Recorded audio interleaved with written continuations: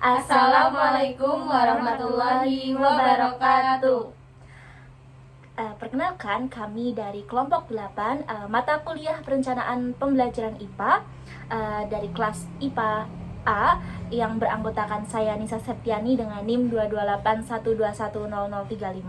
Saya Nabila Latifah Zahra dengan NIM 2281210037.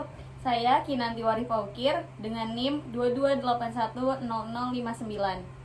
Nah, dalam video kali ini kami akan membahas mengenai apa itu KI, apa itu KD, apa itu IPK, dan juga tujuan pembelajaran. Nah, sebelumnya yuk kita ketahui dulu apa itu KI, KD, IPK, dan juga tujuan pembelajaran.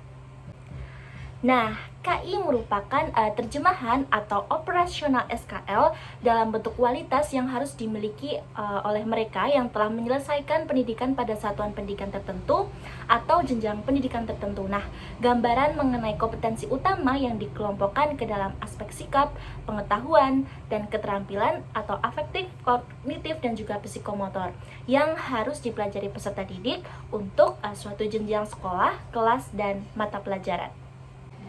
Nah teman-teman, tadi kan kita sudah mengetahui apa itu KI. Selanjutnya kita akan mengetahui apa itu KD. KD merupakan salah satu kompetensi mata kuliah untuk setiap kelas yang diturunkan dari kompetensi inti. Kompetensi dasar merupakan konten atau kompetensi yang terdiri atas sikap, pengetahuan, dan keterampilan yang bersumber dari kompetensi inti yang harus dikuasai oleh peserta didik. Kompetensi tersebut dikembangkan dengan memperhatikan karakteristik pada peserta didik, kemampuan awal, serta ciri dari suatu mata pelajaran. Nah, selanjutnya di sini saya akan menjelaskan mengenai apa itu IPK atau indikator pencapaian kompetensi. IPK adalah penjabaran dari kompetensi dasar, yaitu berupa perilaku yang dapat diukur atau diobservasi untuk melihat ketercapaian dari kompetensi dasar yang menjadi acuan penilaian suatu mata pelajaran. Nah, yang terakhir adalah tujuan pembelajaran. Apa sih tujuan pembelajaran itu? Tujuan pembelajaran merupakan suatu rumusan terencana yang harus dikuasai siswa agar proses belajarnya berhasil. Tujuan pembelajaran juga merupakan suatu gambaran yang wajib dimiliki oleh siswa, kemudian disampaikan dalam bentuk pernyataan sebagai akibat dari hasil pembelajaran yang bisa diamati dan diukur. Nah, sebelum melaksanakan pembelajaran, kita harus menentukan terlebih dahulu tema pembelajaran agar mampu menentukan KD atau kompetensi dasar yang akan dicapai dalam sebuah pembelajaran. Contohnya, kita mengambil tema Etam si penerang jalan. Nah, di sini kami menggunakan tema yaitu Etam si penerang jalan atau energi tanah merah si penerang jalan. Nah, apa sih maksud dari Etam si penerang jalan ini? Nah, sumber energi alternatif ini kan merupakan jenis sumber energi yang dapat menggantikan sumber energi listrik konvensional seperti batu bara. Nah, beberapa contoh sumber energi alternatif itu adalah angin dan juga air. Namun, terdapat salah satu energi alternatif yang dapat dimanfaatkan untuk penerangan jalan, yaitu etam atau energi tanah merah. Nah, menurut Darwati dan juga Mubarak pada tahun 2019, pemanfaatan tanah merah ini sebagai energi listrik yang mana merupakan sumber energi yang berasal dari tanah liat. Nah, tanah merah ini merupakan tanah penghasil energi listrik terbaik karena memiliki senyawa sulfat atau SO4. Nah, energi listrik yang dapat dihasilkan dari etam ini berkisar 0,9 hingga 1,1 volt. Nah, untuk elektrodanya ini didesain berbentuk silinder pejal, sedangkan anodanya ini menggunakan lempeng tembaga dan katodanya terbuat dari lempeng seng. Nah, proses pembuatan etam ini terdapat dua tahap, yaitu rancangan sel volta dan rangkaian lampu. Nah, pada perancangan sel volta ini menggunakan pipa PVC yaitu 3/4 yang dipotong menjadi beberapa bagian dengan panjang masing-masing pipa itu 8 cm. Nah, kemudian diperlukan flat tembaga sebagai katoda dan flat seng sebagai anodanya yang diletakkan pada sisi pipa di bagian dalam. Nah, sebelum digunakan tanah merah ini harus dijemur gitu supaya dapat kering dan juga dihaluskan, kemudian disaring dan diisi ke dalam pipa tersebut. Nah, adapun garam ini sebagai larutan elektrolit yang digunakan untuk penghasil arus yang kemudian disuntikkan ke dalam pipa yang sudah diisi tanah merah. Nah, sedangkan pada rangkaian lampu ini memerlukan 3 volt. Nah, jika dari satu sel volta ini dihasilkan 0,8 volt, maka diperlukan sekitar 4 buah sel volta untuk mampu lampu itu dapat nyala gitu. Nah, adapun cara kerja pada sel volta ini menggunakan tanah liat, yaitu ketika tanah liat diberi air garam, maka akan mengaktifkan ion-ion yang terkandung dalam tanah liat. Adapun tembaga dan seng ini berfungsi untuk menghantarkan arus listrik yang dihasilkan dari reaksi ionisasi tersebut. Oleh karenanya, tema ini kami gunakan sebagai salah satu contoh untuk menyusun dari KI, KD, IPK dan juga tujuan pembelajaran. Nah, untuk alasannya, yuk cek.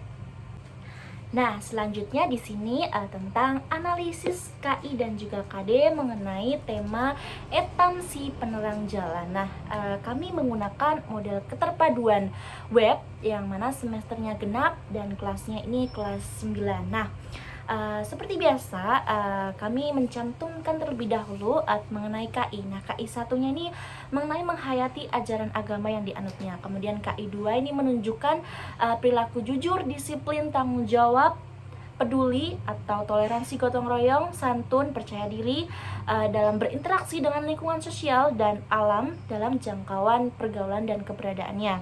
Kemudian KI 3-nya yaitu memahami pengetahuan faktual, konseptual, dan prosedural berdasarkan rasa ingin tahunya tentang ilmu pengetahuan teknologi, seni, budaya, kemudian terkait fenomena dan kejadian yang tampak mata gitu. Kemudian KI 4-nya di sini mencoba mengolah dan juga menyaji dalam ranah konkret menggunakan merangkai, memodifikasi, dan membuat. Kemudian dalam ranah abstrak itu ada menulis, membaca, menghitung, menggambar, dan juga mengarang sesuai dengan yang dipelajari di sekolah dan sumber lain yang sama dalam sudut pandang teori. Nah, KD pertama yang kita pakai yaitu KD fisika, rumpun fisika, yaitu KD 3.5 kelas 9. Yang mana KD 3.5 kelas 9 ini tentang menerapkan konsep rangkaian listrik, energi dan daya listrik, sumber energi listrik dalam kehidupan sehari-hari, termasuk sumber energi listrik alternatif, serta berbagai upaya menghemat energi listrik. Nah, model keterpaduannya di sini kami menggunakan model web. Kemudian materi pembelajaran pada KD ini yang kami ambil yaitu ada arus listrik, kemudian ada sumber energi listrik alternatif. Nah, alasan kami memilih model dari web ini karena model keterpaduan web ini merupakan model pembelajaran yang terpadu yang menggunakan pendekatan tematik yang dimulai dengan menentukan tema tertentu.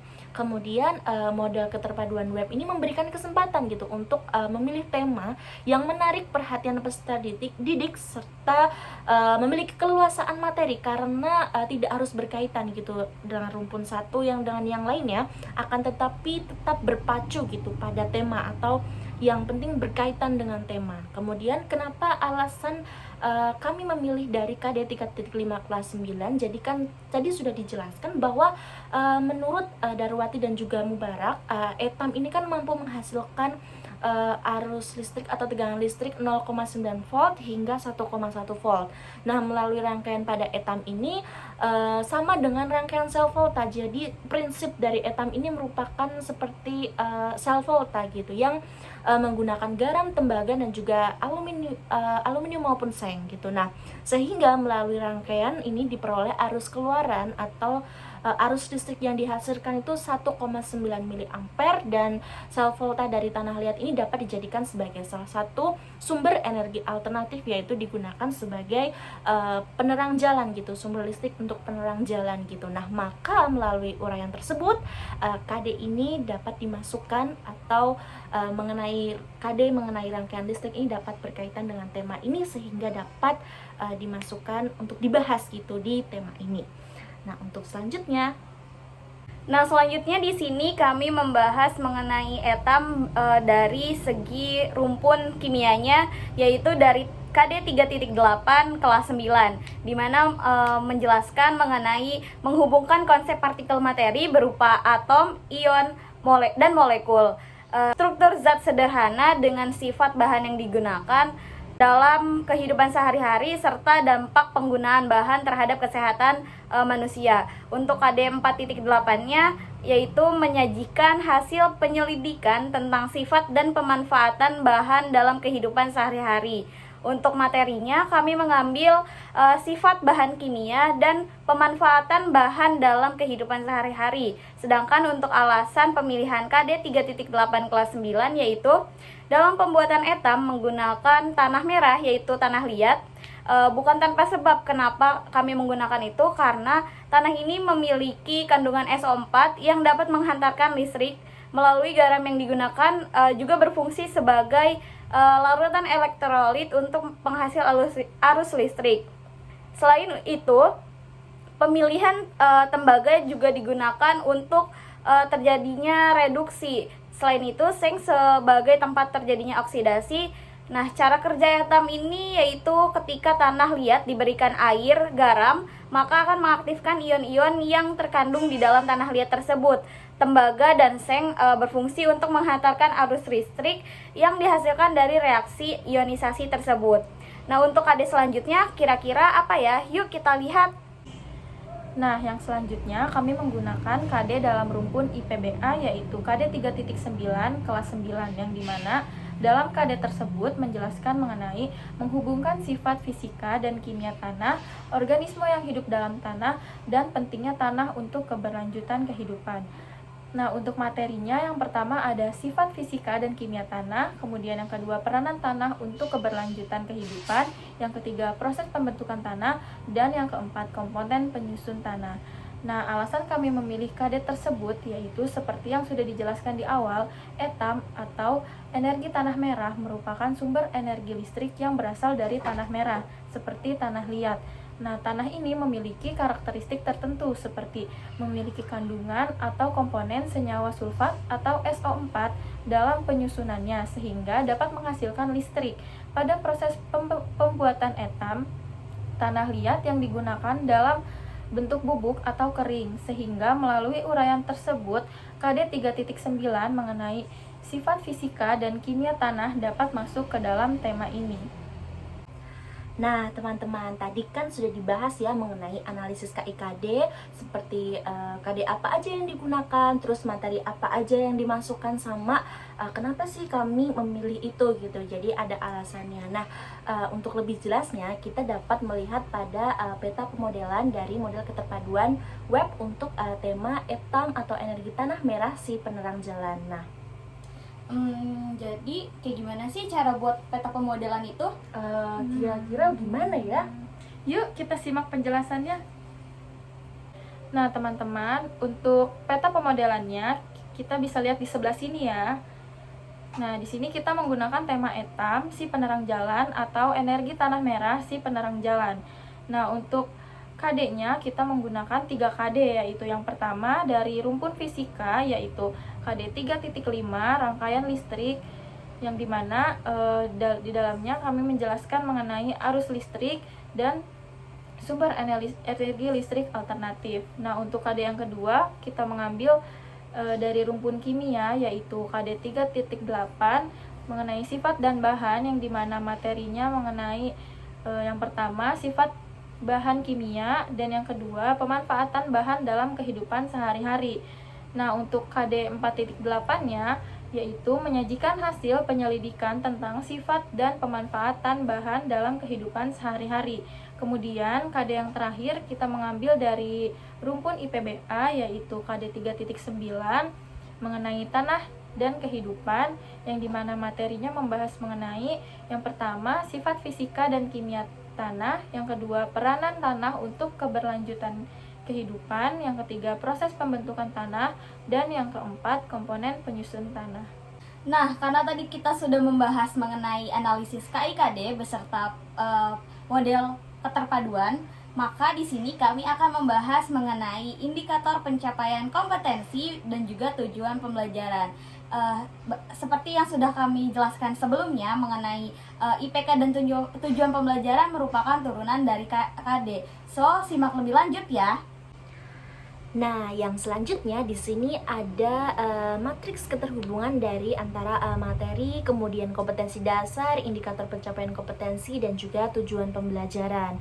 Yang mana tadi kan sudah dijelaskan ya teman-teman bahwa ternyata dalam menyusun IPK kita ini berpacu pada kompetensi dasar, dan juga kalau dalam menyusun tujuan pembelajaran ini maka akan berpacu pada indikator pencapaian kompetensi. Nah, yang pertama di sini pada KD Fisika dulu, yaitu KD 3.5 kelas 9, yang mana materi pembelajaran tadi kan ada arus listrik dan juga sumber energi alternatif. Nah, indikator pencapaian kompetensi yang kami susun yang pertama adalah siswa mampu menguraikan berbagai peralatan serta nyala lampu pada rangkaian sel volta Eltam dengan tepat. Nah, kemudian selanjutnya siswa mampu melakukan percobaan mengukur arus listrik yang mengalir pada rangkaian seri dan juga paralel dengan benar. Kemudian siswa mampu mengidentifikasi sumber energi listrik alternatif yang ramah lingkungan dengan tepat. Nah, adapun tujuan pembelajarannya di sini melalui video yang disampaikan dalam LKPD,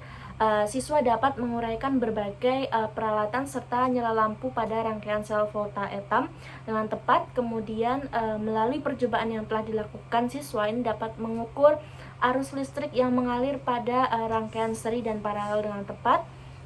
Kemudian melalui kegiatan pengamatan video yang telah disajikan, siswa mampu mengidentifikasi sumber-sumber energi listrik alternatif yang ramah lingkungan dengan tepat. Nah, untuk selanjutnya silahkan cek. Nah, tadi kan kita sudah membahas mengenai pada rumpun fisika. Selanjutnya yaitu pada rumpun kimia KD 3.8. Materi yang kami ambil yang pertama adalah sifat bahan kimia, yang kedua yaitu pemanfaatan bahan dalam kehidupan sehari-hari. Untuk IPK-nya sendiri yang kami ambil yang pertama adalah siswa mampu menganalisis sifat bahan kimia pada komponen penyusun atom sehingga dapat digunakan sebagai sumber energi listrik dengan tepat. Yang kedua yaitu siswa mampu mengidentifikasi pemanfaatan bahan berupa tanah liat dalam kehidupan sehari-hari dan pengaruhnya terhadap lingkungan dengan benar. Nah, untuk tujuannya sendiri yaitu yang pertama yaitu melalui kegiatan mengamati video yang sudah kami sediakan berupa pembuatan atom yang disajikan, peserta didik dapat mengurai sifat bahan yang digunakan dalam pembuatan atom dengan tepat. Selanjutnya yaitu melalui kegiatan mengamati video yang disajikan, siswa mampu mengidentifikasi pemanfaatan bahan berupa tanah liat dalam kehidupan sehari-hari dan pengaruhnya terhadap lingkungan. Nah, untuk KD pada rumpun selanjutnya akan dijelaskan, so disimak dengan baik ya. Nah, yang terakhir nih teman-teman, yaitu KD dalam rumpun IPBA, yaitu KD 3.9 yang dimana materinya yang pertama sifat fisika tanah, yang kedua peranan tanah untuk keberlanjutan hidup, yang ketiga proses pembentukan tanah, dan yang keempat komponen penyusun tanah. Nah, untuk IPK-nya yang pertama siswa mampu mengidentifikasi tekstur, lapisan-lapisan, serta komponen-komponen tanah liat yang digunakan dalam pembuatan atom dengan tepat. Yang kedua, siswa mampu melakukan percobaan tentang peranan tanah liat bagi kehidupan melalui atom dengan tepat. Yang ketiga yaitu siswa mampu mengumpulkan informasi mengenai proses pembentukan tanah serta mengidentifikasi komponen penyusun tanah dengan tepat.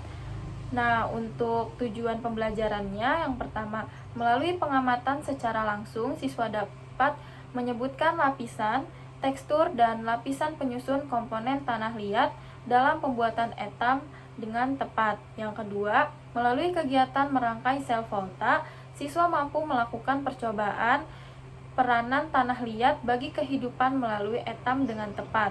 Yang ketiga, melalui kegiatan berdiskusi dan mengamati video yang telah disajikan, siswa dapat mengumpulkan informasi mengenai proses pembentukan tanah serta mengidentifikasi komponen penyusun tanah dengan tepat. Nah, sehingga dapat kita simpulkan bahwa dalam penyusunan IPK dan tujuan pembelajaran, kita harus memperhatikan KD dan juga rangkaian kegiatan pembelajaran pada RPP, serta media dan bahan ajar yang akan digunakan dalam proses pembelajaran. Nah, itu tadi kami sudah menjelaskan mengenai analisis KIKD dan juga matriks keterhubungan antara KD, IPK, dan juga tujuan pembelajaran. Mungkin itu saja yang dapat kami sampaikan, kurang dan lebihnya mohon maaf. Sampai jumpa di video selanjutnya. Terima kasih. Wassalamualaikum warahmatullahi wabarakatuh.